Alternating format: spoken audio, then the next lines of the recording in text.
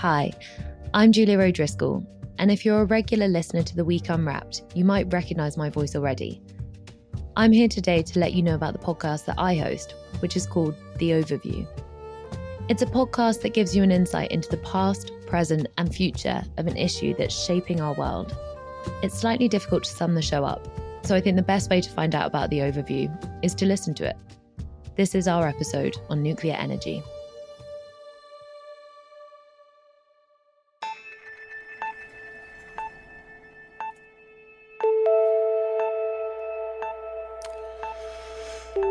Let's see.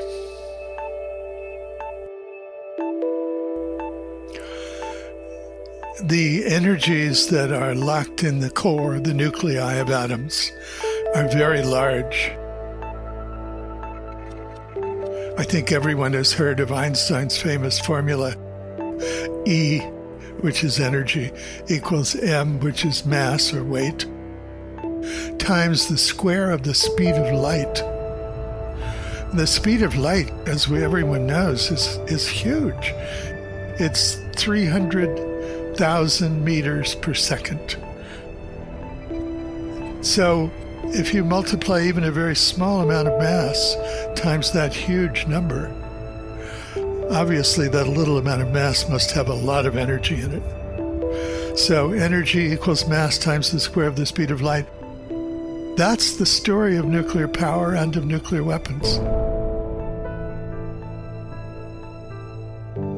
The world has used fossil fuels to create energy for almost as long as we've been generating electricity to power our factories and our homes.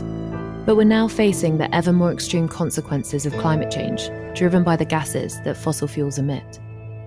Some scientists believe that nuclear energy is the answer to the urgent question of how to tackle global warming. But the public seem less convinced. So can nuclear power overcome its image problem? From The Week magazine, I'm Julia O'Driscoll, and this is The Overview.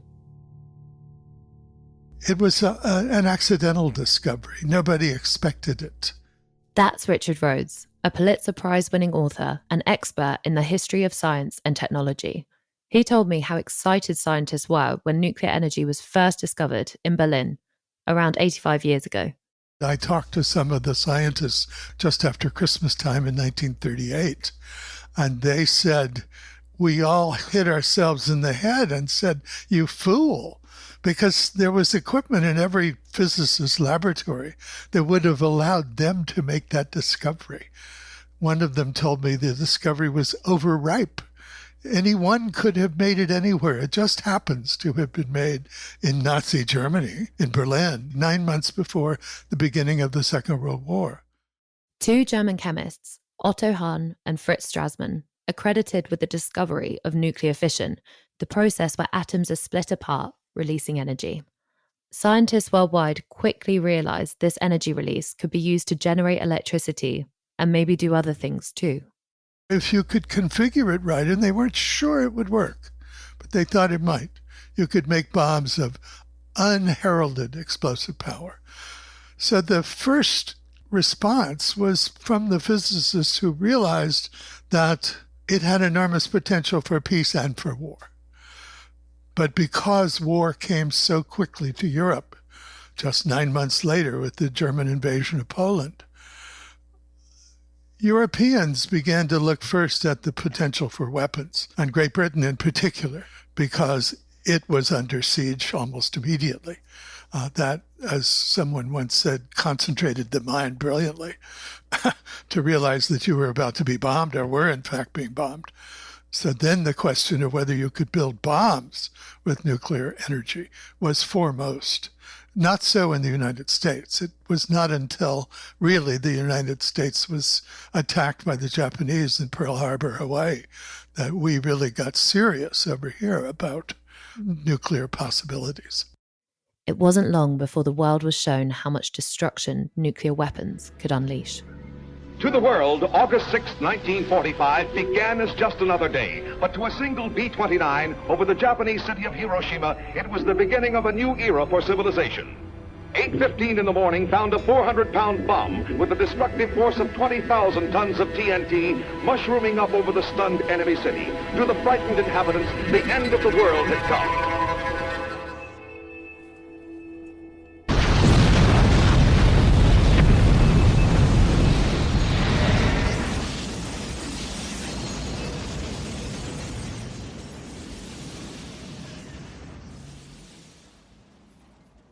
The atomic bombs dropped by US forces over the Japanese cities of Hiroshima and Nagasaki killed thousands of civilians.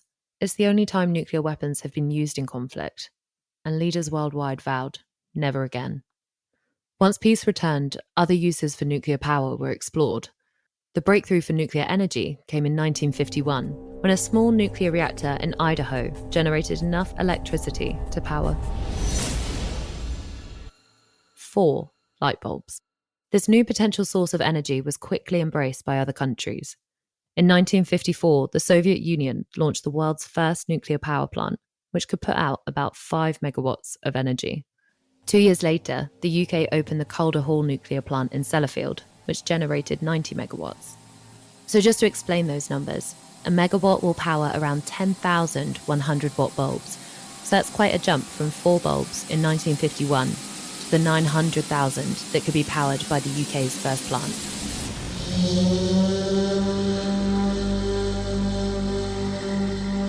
Nuclear power had arrived. But how do people feel about getting their energy from a technology that had previously been weaponized? My impression in looking over the history is that there was generally enthusiasm for nuclear power. It was presented perhaps a bit too optimistically, but it is a safe technology, and even then it was a safe technology. No civilian in the United States has ever been killed from nuclear power. And there were promises of automobiles being driven by nuclear power. I don't quite know how they plan to put a nuclear reactor in the trunk of a car, but that's the kind of thing you find in the popular magazines of the day and so forth. So there was a general sense that this was a grand new thing. It's an interesting and complicated story that nuclear power was polluted, if you will, with fears that people had about weapons. All radiation suddenly became something that people were terrified of. Despite public concern about nuclear technology, the push to adopt it continued. By the end of the 70s, the UK alone had made plans to build 10 more nuclear reactors. But everything would change in 1986. From their Washington embassy today, Russian officials told the Americans that the disaster was under control and casualties were light. There was an official thank you for the offer of American assistance, but no request for help. The fact of the matter is, though, that really the Soviets were terribly derelict. I think their conduct was reprehensible in not reporting to the world, as well as to their own people, the dimensions of this disaster. The disaster at the Chernobyl plant in Soviet Ukraine confirmed public fears about nuclear energy. According to official data, just 31 people died as a direct result of the accident, but radiation exposure from the meltdown is believed to have left thousands more with deadly cancers and other fatal diseases. Chernobyl remains one of the starkest warnings of what can happen when nuclear technology goes wrong. Despite the fact that it was a very different kind of reactor from those that are built anywhere else in the world, I think Chernobyl left people with a great terrors of nuclear power, and I'm not surprised. It was a terrible disaster. The shadow of the Chernobyl disaster still looms large and has been cited by nuclear critics ever since. Experts have insisted that the meltdown was due to design flaws and human error, and say that modern reactors have far better safety systems in place. Plants now also have to follow strict international safety standards and be built with systems to shut down reactors in the event of a malfunction or other disaster. But no system is foolproof, as a more recent accident at a power plant in Japan proved. In March 2011, a massive tsunami hit the nuclear power plant in Fukushima, causing a cooling system failure that resulted in a meltdown. Richard explained. Fukushima, for unaccountable reasons, put their diesel generators in the basement of the plant, even though they were fully aware that a tsunami would flood the lower level of the plant. The Japanese have been around for so long as one population of people. There was a stone put there in 800 AD, farther up the hillside from that plant, that said in Japanese script, "This is the highest level a tsunami ever hit this coast," in 800 AD. Don't build anything below this that you don't expect to be flooded out if another tsunami comes. Despite that wise old information, the Fukushima reactors had their diesel generators in the basement. So when the tsunami came and flooded out those generators, they couldn't be used to shut the plant down, and the plant went ahead and basically destroyed itself. Reactors normally put those diesel generators up on the third floor where they should be. So is it reasonable to let such accidents shape our views about nuclear power? I asked Dr. Douglas Parr, Policy Director at Greenpeace in the UK. Is it fair to think about how those disasters have shaped public opinion? No, it's not unfair to think about those, because anybody who's within 100 miles of a nuclear plant is going to have to, at some point, think about those as well. Could it happen here?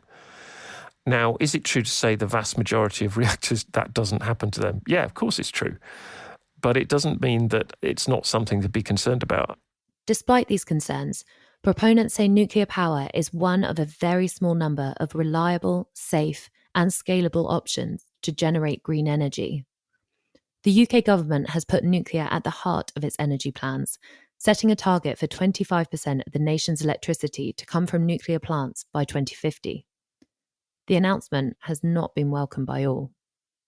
My heart sank when I heard it, not just because I think it's the wrong path, but because it will prove an enormous distraction from the very real job of delivery of a whole range of climate-friendly measures that are going to be essential.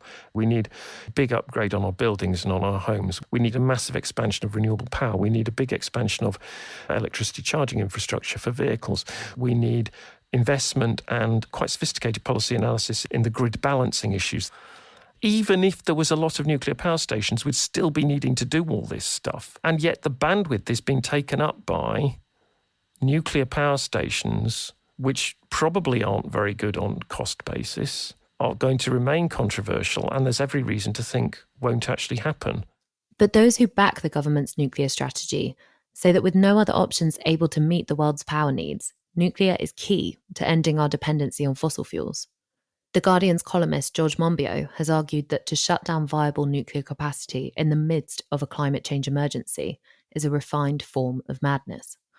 There are over 440 nuclear plants generating power across the globe, and more countries are investing in the technology.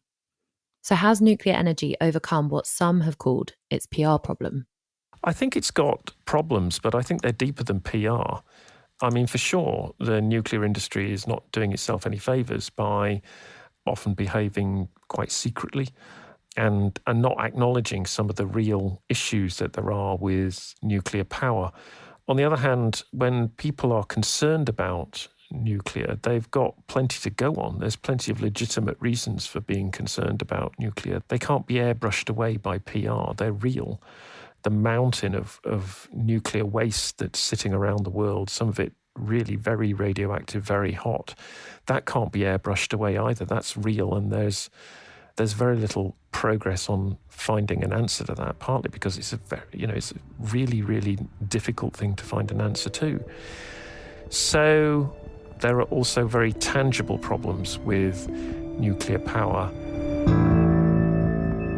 We'll be back with more after the break.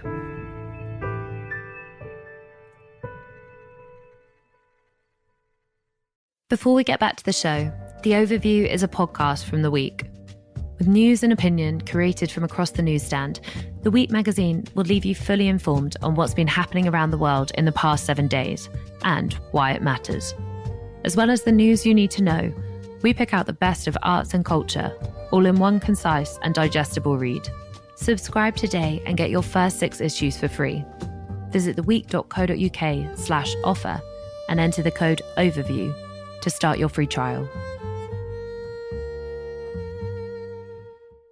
While some say nuclear power is the key to the future of green energy, there are a number of high-profile critics, including Green Party MP Caroline Lucas, who argued this year that nuclear energy is too costly, too slow, and too dangerous. I asked Doug Parr if he agreed. Well, I think she's right. I don't think you can get away from the fact that even assuming we rule out the kind of, catastrophic accident, and I'm not saying you necessarily can, but let's just run with that. They still create enormous amounts of waste, and waste that we don't really know what to do with. The waste that is coming out of the modern reactors is actually more difficult to deal with than the stuff that we still don't know what to do with. They are certainly slow. The first promises around in the UK, nuclear reactors were promising that they'd be ready in 2017, and now it's looking more like 2027. So it's something like 2 decades to get a reactor. And is it too expensive? Well, it's way more expensive than solar and wind per unit of electricity. Now, the nuclear advocates will, of course, say, well, hang on, there's periods when the wind doesn't blow and the sun doesn't shine. Of course they're right. I mean, every renewable engineer knows that and has been thinking and working on that. So the question is, if you just look at it from the cost point of view, is the extra cost that you're paying for nuclear worth it for the couple of weeks a year, maybe not even that much, sometimes it's only a couple of days, for when the sort of storage and other techniques that you would need to assure grid security during that time? And I think as time goes by, that as technologies emerge and keep improving, I think the answer to that is pretty clearly going to be no by the time there's any significant number of nuclear reactors in the UK. But on the other side of the debate, Richard Rhodes thinks nuclear is the answer as the world races to decarbonise. I think the UK and every other country that's developing or working on the problem of global warming needs to move rapidly toward much more reliance on nuclear, because nuclear power releases in its operation no carbon at all. It's not a carbon process. It's a different process. So if you count everything in the entire nuclear power cycle, nuclear power produces about as much CO2 as solar, which is very little. Plans to boost the UK's nuclear power capacity have been made in the past, most recently in 2010, when 8 new plants were promised. But so far, more than a decade later, only one is in the works, Hinkley Point C in Somerset, which after a series of setbacks is now due to open in June 2027 and set to cost around £26 billion. Doug says focusing on nuclear power is delaying developments in renewable energies and so-called clean heating, heat provided without releasing any CO2 or other noxious gases.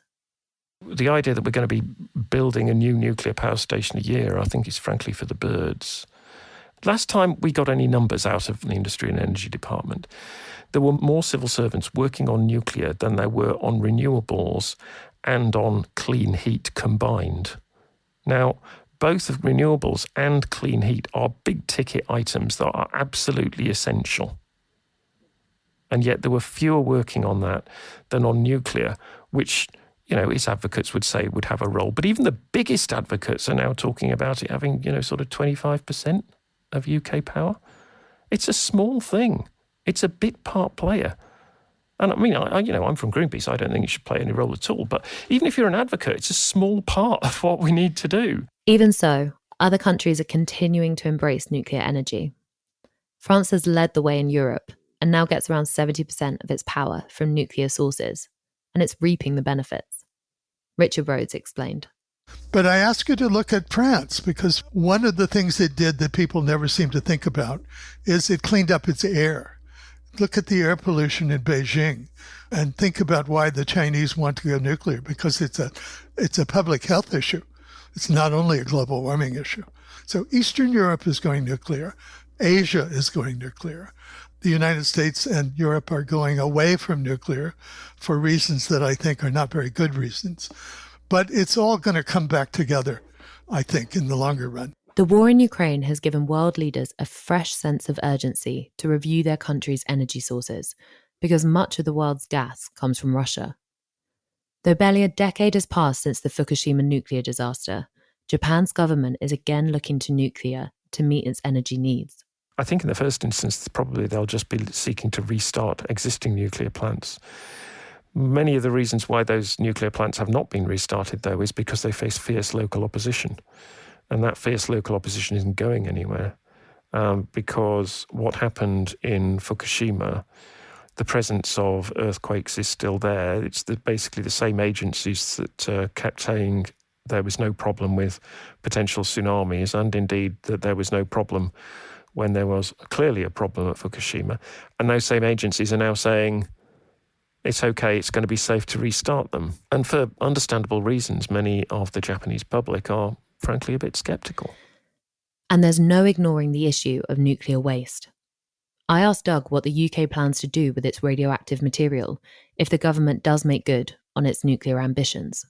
There is no process at the moment that is going to deliver a nuclear waste dump because the government are very keen in the UK to put it in Cumbria, but the Cumbrians have a habit of not wanting it. And so they're going to try again. They've opened it out to any community who wants to take an interest in hosting the nuclear dump. Funnily enough, not many are that interested. But until that process plays out, there is basically no plan for nuclear waste, and it has to be stored on site at the nuclear power stations where it is generated. So all nuclear power station sites at the moment are nuclear waste stores. All the proposed nuclear power stations are going to be nuclear waste stores for the next century and a half. Doug hopes the focus will shift to the green energy technologies already in operation or under development in the UK. There's also some digital technologies that allow demand to be shifted around and work locally so that people can sort of effectively buy from their local wind farm, which I think are not going to be transformative in terms of total amounts, but they will be transformative in the social process of adoption of these new technologies. So there's a lot going on that I think is going to come to the fore in the next 5 years. What everyone agrees is that an answer to the climate crisis is urgently needed. Richard believes that nuclear power will become one of the world's main energy sources over the next 50 years. I think it will survive its PR problem because it's so obviously the right solution to the larger problem. There's simply no way that we could build enough solar and wind energy sources to meet those demands simultaneously. It's going to have to be nuclear and natural gas. That's all for this episode of The Overview. Thanks to Richard Rhodes and Douglas Parr for joining me. Thanks also to the week's Kari Wilkin, our producer Rich Jarman, who also composed the music on this week's show, and to Rethink Audio. To keep up with the latest episodes of The Overview, hit follow wherever you get your podcasts.